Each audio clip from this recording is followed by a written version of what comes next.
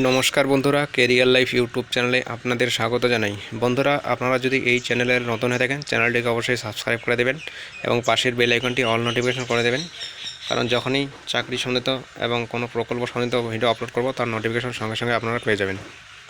তো বন্ধুরা, video thumbnail দেখে আপনারা বুঝতে পেরেছেন যে মহিলাদের মতো কিন্তু পুরুষরাও লক্ষ্মীর ভাণ্ডার পেতে চলেছেন, ঠিক আছে। তো এই প্রকল্পে আপনাদের কত টাকা করে দেওয়া হবে বা কবে থেকে এই প্রকল্প শুরু হবে এই ভিডিওতে কিন্তু আমি জানিয়ে দেবো। তাই ভিডিওটিকে স্কিপ না করে প্রথম থেকে শেষ অবধি অবশ্যই দেখবেন।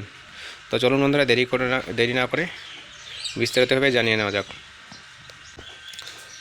তো বন্ধুরা, অন স্ক্রিনে দেখতে পাচ্ছেন এখানে বলা রয়েছে পুরুষদের জন্য লক্ষ্মীর ভাণ্ডার।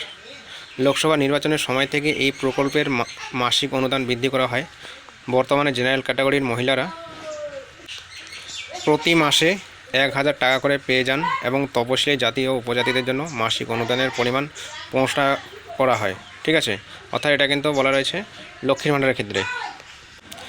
এই প্রকল্পের অনুদান রাজ্যের মহিলাদের অনেকটাই আত্মনির্ভরশীল করে তুলেছে। যারা এই অনুদান জমিয়ে ছোট ব্যবসা শুরু করেছেন তারা নিজের পায়ে দাঁড়াতে পেরেছেন। অনেকে মনে করেছেন আগামী বিধানসভা নির্বাচনের আগে লক্ষ্মীর ভাণ্ডার প্রকল্পের টাকা আরও 500 টাকা করে বেশি হওয়ার সম্ভাবনা রয়েছে, যদিও এখনও সে ব্যাপারে পশ্চিমবঙ্গ সরকারের তরফ থেকে কিছু জানানো হয়নি।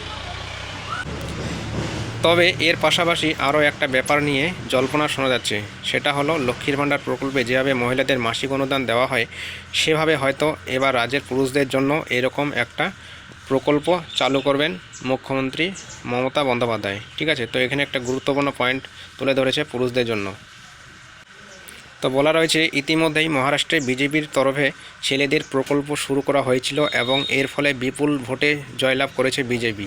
তাই এবারে অনেক রাজ্য সরকার এই নিয়ে চিন্তাভাবনা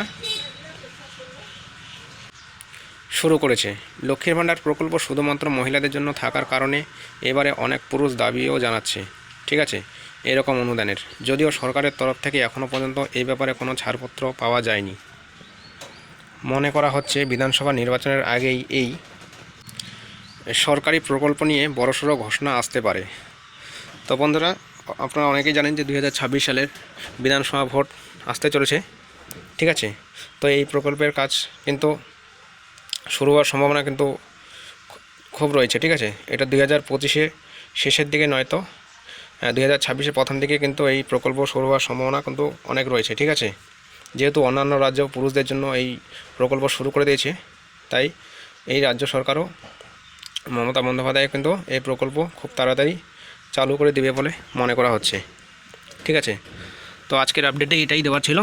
ভিডিও যদি ভালো লাগে একটি লাইক করে দেবেন এবং অবশ্যই ভিডিওটিকে বন্ধুদের মাঝে শেয়ার করে দেবেন। আর চ্যানেলে নতুন হয়ে থাকলে অবশ্যই চ্যানেলটিকে সাবস্ক্রাইব করে দেবেন। তো আজকের মতো এই পর্যন্তই, দেখা হচ্ছে পরবর্তী কোনো আপডেট নিয়ে। ভালো থাকবেন, ধন্যবাদ।